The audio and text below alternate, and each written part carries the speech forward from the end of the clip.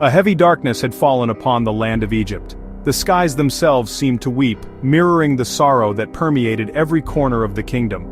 Egypt was shrouded in fear, ruled by a pharaoh whose paranoia had taken root and festered, twisting his judgment. Once he had welcomed guests with open arms, but now, suspicion clouded his mind, turning former allies and visitors into slaves, their lives forfeit to his ever-growing dread. The Hebrews, a people dwelling within the land, began to flourish, their numbers growing like seeds scattered on fertile ground. This burgeoning population, however, sparked a cruel decree in the heart of the Pharaoh, a decree born of fear and desperation. Every Hebrew boy upon his birth was to be drowned in the Nile. The life-giving river, the very source of Egypt's prosperity, was now to become a river of death, a silent testament to the Pharaoh's tyranny. Amidst this terror, where every shadow held the potential for unimaginable loss, Yocheved, a Hebrew woman with a heart full of love and unwavering faith, gave birth to a son. She named him Moses, and she knew with a mother's instinct that his life was precious. She resolved to protect him at all costs. For 3 months, she hid her newborn son Moses within the confines of her humble home, risking everything, her own life, the lives of her family, to defy the Pharaoh's wicked command. Each day was a battle against fear, each night a prayer for deliverance. But as the days turned into weeks, and the weeks into months, hiding was no longer possible. The cries of a growing infant could not be silenced forever. The risk of discovery loomed large, threatening to shatter their fragile sanctuary. With a heavy heart and trembling hands, she crafted a tiny ark of reeds, weaving them together with skill and care. She sealed the woven vessel with tar and pitch, creating a waterproof cradle, sealing her hope and heartbreak inside this fragile vessel. With Miriam, her daughter, watching with tear-filled eyes, Yocheved carried the basket to the banks of the Nile and, with a prayer on her lips, set the basket afloat on the Nile, entrusting her precious son to the mercy of the river. She watched as the tiny ark drifted away, surrendering her son to fate and faith, her heart aching with a pain no mother should ever have to bear. Guided by an unseen hand, the basket drifted towards the heart of Egyptian power, towards the palace, where Pharaoh's daughter Bithiah, while walking by the river's edge, discovered the crying child nestled within the reeds. Moved by compassion, a feeling that transcended the boundaries of fear and prejudice, she defied her father's law, recognizing the innocent life before her, and claimed the boy as her own, defying the very decree that sought his death. Miriam, ever watchful and quick-witted, seized the opportunity and offered to find a Hebrew nurse, someone who could care for the child and provide him with the nourishment he needed. This clever act reunited Moses with his true mother Yocheved, allowing her to nurse and care for her son, if only for a while, under the very roof of the Pharaoh's palace. In a single act of courage and mercy, a beacon of light shone through the oppressive darkness. A child marked for death, destined to be swallowed by the Nile, became a prince of Egypt, raised in the lap of luxury, unaware of his true heritage. And in that moment, hope flickered in the darkness, a fragile flame refusing to be extinguished. The river meant for death, the instrument of the Pharaoh's cruelty, became the cradle of deliverance, the unlikely source of salvation for a child destined for greatness. Moses grew up in Pharaoh's palace, a prince among Egyptians, yet a stranger to himself. By day he learned the ways of royalty. By night he heard lullabies of a forgotten people from his true mother. Two identities warred within him, the luxury of Egypt and the suffering of the Hebrews. From the palace balconies he saw the slave pits, his people's pain reflected in their eyes. The laughter of royalty rang hollow against the cries of the oppressed. Moses belonged everywhere and nowhere, torn between privilege and truth. This inner conflict would force a choice, one that would change history. The prince's heart was restless, his destiny unresolved. The storm inside Moses erupted, a tempest of rage and frustration that had been brewing for years. He had witnessed the suffering of his people, the Hebrews, forced into brutal servitude under the relentless whip of the Egyptian taskmasters. The injustice burned within him, a fire threatening to consume him. When he saw an Egyptian beating a Hebrew slave, the sight was the final spark that ignited his fury. It was a scene of utter cruelty, a blatant disregard for human life, and Moses could no longer stand idly by. The overseer's whip cracked through the air, each lash a searing indictment of the Pharaoh's oppressive regime. In a flash, he killed the overseer, his actions driven by a righteous anger and a desperate need to protect his brethren. It was a moment of impulsive action, a decision made in the heat of the moment with little thought for the consequences. The overseer fell, silenced forever, a symbol of the tyranny that had plagued the Hebrews for generations. Burying the body in the sand, an act that could not stay hidden. He knew that his deed would not go unnoticed, that the Pharaoh's wrath would be swift and merciless. The desert sand offered a temporary concealment, but the truth would inevitably surface, exposing his act of defiance. The next day, his own people rejected him. They feared the repercussions of his actions, the potential for increased oppression and violence from the Egyptians. They saw him not as a liberator but as a troublemaker, someone who had jeopardized their already precarious existence. "Who made you ruler and judge? Will you kill me too?" The words stung, a bitter betrayal from the very people he had sought to protect. Their fear was palpable, their rejection a crushing blow to his spirit. He had acted out of compassion, but his actions had only served to alienate him from his own community. Word spread. Pharaoh sought his life. The news of the overseer's death reached the Pharaoh's ears, igniting his fury. He saw Moses' act as a direct challenge to his authority, an act of rebellion that could not be tolerated. The order went out: find Moses and bring him to justice. Moses fled Egypt, knowing that his life was in imminent danger. He had no choice but to abandon his privileged existence and seek refuge in the vast, unforgiving wilderness. Every shadow seemed to conceal a threat, every sound carried the echo of pursuit. Leaving behind his title and family, he relinquished his status as a prince of Egypt, forsaking the comforts and power he had once known. He left behind his family, his friends, and the familiar world he had always inhabited, embarking on a perilous journey into the unknown. He crossed into the wilderness of Midian, a desolate and unforgiving landscape that offered both sanctuary and solitude. The scorching sun beat down upon him, the endless expanse of sand stretching before him like a daunting path into an uncertain future. A fugitive stripped of identity and purpose. He was no longer the Prince of Egypt but a nameless wanderer, lost in the vastness of the desert. His past life seemed like a distant dream, a fading memory that offered little comfort in his present circumstances. There, at a well, he defended Jethro's daughters, protecting them from the harassment of local shepherds. His innate sense of justice and compassion remained, even in his exile. He could not stand by and watch as the women were mistreated, even if it meant risking his own safety. Earning a new home and marrying Zipporah, Jethro, impressed by Moses' courage and integrity, welcomed him into his family and offered him his daughter's hand in marriage. Moses found a new life in Midian, a new sense of belonging in a land far removed from the opulence and intrigue of the Egyptian court. Years passed, the prince faded, the memories of his former life grew fainter with each passing season. The trappings of royalty were replaced by the simple garments of a shepherd, his hands calloused from tending flocks instead of wielding power. The shepherd emerged. He found a quiet contentment in the solitude of the desert, in the rhythm of the seasons, and in the simple act of caring for his flock. The vastness of the landscape mirrored the vastness of his inner world, a space where he could reflect on his past and contemplate his future. Yet the past haunted him, the memories of his actions, the faces of the enslaved Hebrews, the weight of his unfulfilled destiny. He could not escape the knowledge of the suffering that continued in Egypt, the cries of his people echoing in his heart. Memories of Egypt, its grandeur and its cruelty, its power and its oppression.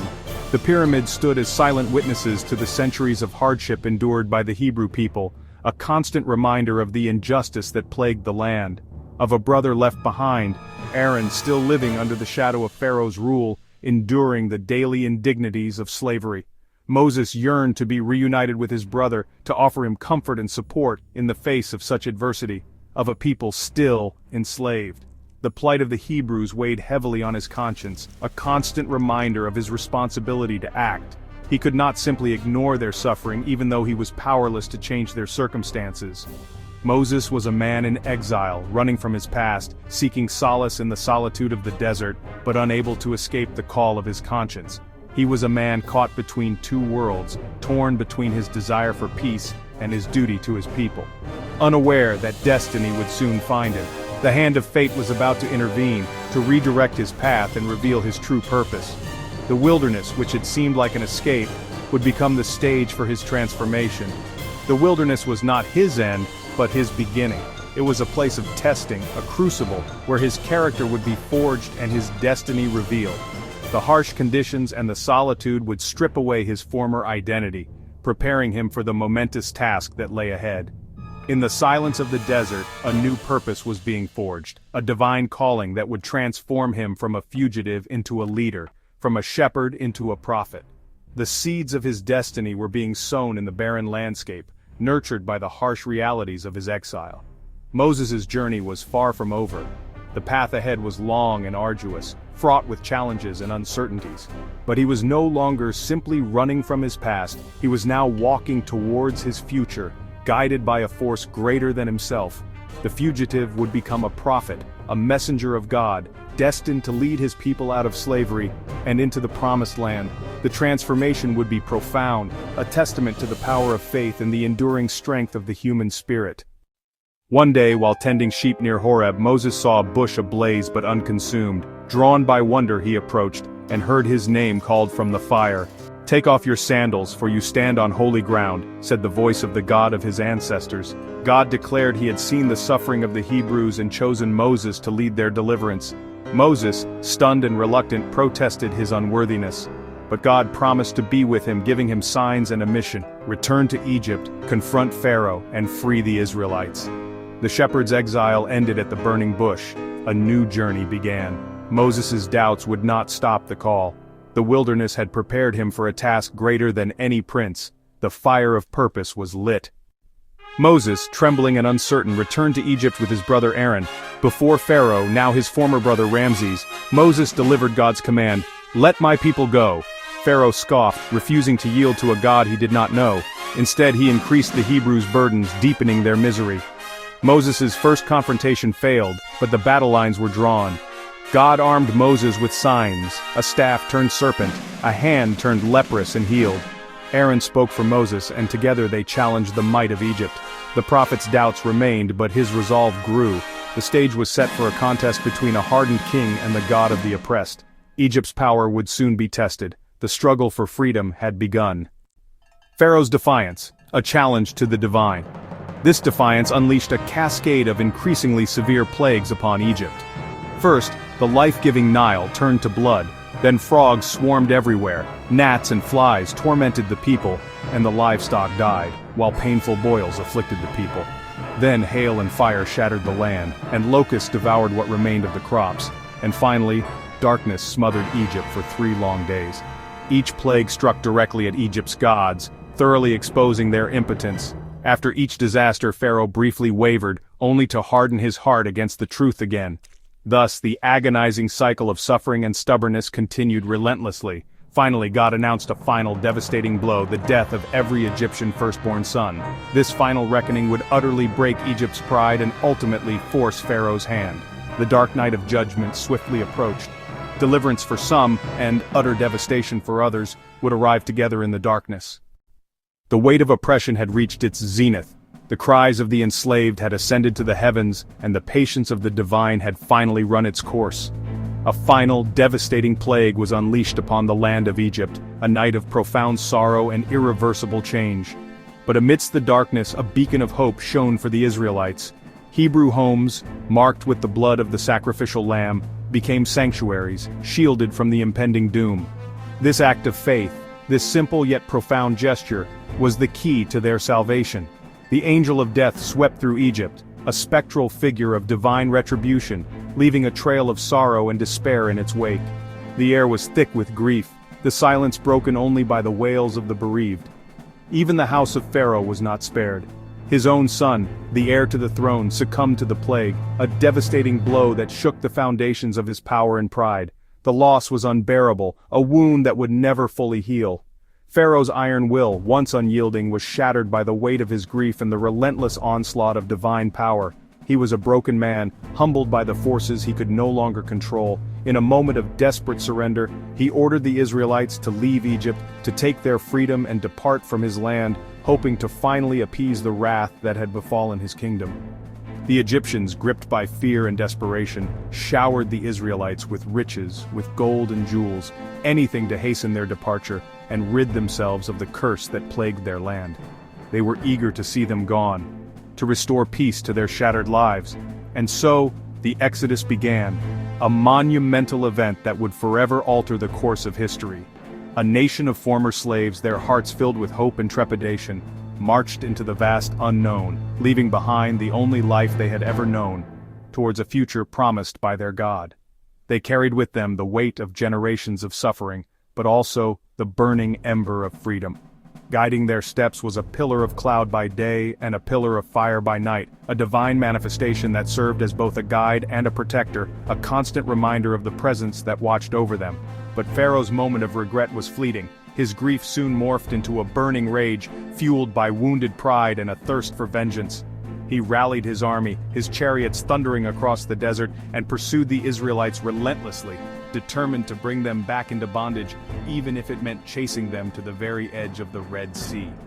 The Israelites found themselves trapped, caught between the unyielding waters of the Red Sea and the relentless advance of the Egyptian chariots, their hopes dwindling with each passing moment. Fear gripped the hearts of the people, panic spread like wildfire through the ranks, and despair threatened to consume them entirely. They cried out in anguish, their faith wavering in the face of imminent destruction. But Moses, his faith unwavering, his spirit unyielding, raised his staff towards the heavens, a gesture of defiance and a plea for divine intervention.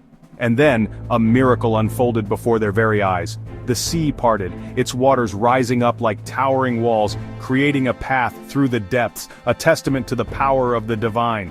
With hearts pounding and breaths held, the Israelites crossed the seabed on dry ground, the towering walls of water a constant reminder of the miracle unfolding around them. Blinded by rage and arrogance, the Egyptians pursued them into the heart of the divided sea, their chariots rumbling across the seabed, their determination unwavering. But as the last of the Israelites reached the far shore, the divine hand shifted and the waters crashed back together with a deafening roar, a cataclysmic display of power. The Egyptian army, their chariots and soldiers, were swallowed by the raging sea, their pursuit brought to a sudden and devastating end. The Hebrews stood on the far shore, their hearts filled with awe and gratitude, witnessing the demise of their oppressors and the dawn of their newfound freedom.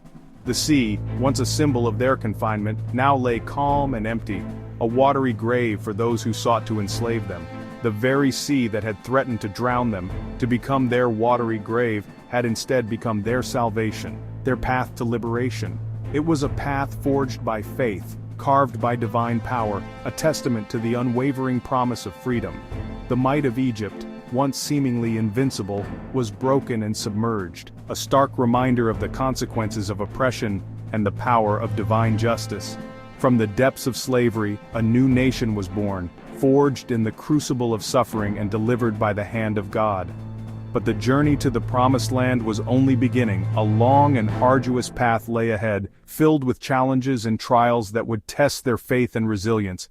Yet, the memory of this miraculous deliverance, this triumph over impossible odds, would forever shape their identity, their faith, and their destiny as a nation. It was a moment etched in their collective memory, a beacon of hope that would guide them through generations to come. Freedom brought new trials in the wilderness. The people grumbled for water and food, forgetting miracles as soon as hardship struck. God provided sweet water, manna from heaven, and quail for meat. When attacked by Amalekites, Moses' raised hands brought victory. The burden of leadership weighed heavily. Moses appointed judges to share the load. The people's faith wavered, longing for Egypt at every setback. God's patience and provision sustained them, but the journey was long. An entire generation would wander and die before reaching the Promised Land. The desert was a crucible, forging a nation from former slaves. Moses led, taught, and endured, shaping a people for a destiny beyond the sand. At Mount Sinai, God offered a covenant. Israel would be his treasured people if they obeyed. Amid thunder and fire, Moses received the 10 Commandments on stone tablets. But as he lingered on the mountain, the people's faith faltered. They demanded a God they could see. Aaron fashioned a golden calf. Revelry replaced reverence. The covenant was broken before it began. Moses descended, shattered by betrayal, and broke the tablets in fury. Judgment fell on the idolaters, but Moses pleaded for mercy. God relented, renewing the covenant and giving new tablets. The nation's greatest threat was not from without, but from within. Forgiveness and law would bind them together for the journey ahead. Moses rebuilt what was broken, leading the people in law, worship, and hope. The tabernacle was built, a dwelling for God among his people. Moses taught, judged, and interceded, bearing the weight of a stubborn nation. He endured rebellion, disappointment, and the loss of his own dream to enter the Promised Land. After 40 years, the new generation stood at Canaan's border. Moses from Mount Nebo saw the land promised to Abraham, but could not enter. He died on the threshold, his legacy secure. He had led slaves to freedom, given them law, and forged a nation. The journey from Egypt to Canaan was complete. Moses' story is one of faith, failure, and redemption, a legacy echoing through the ages. The people would cross into promise, carrying the memory of the prophet who led them there. The law and the covenant would guide them. Hope, once set afloat on the Nile, had reached its shore.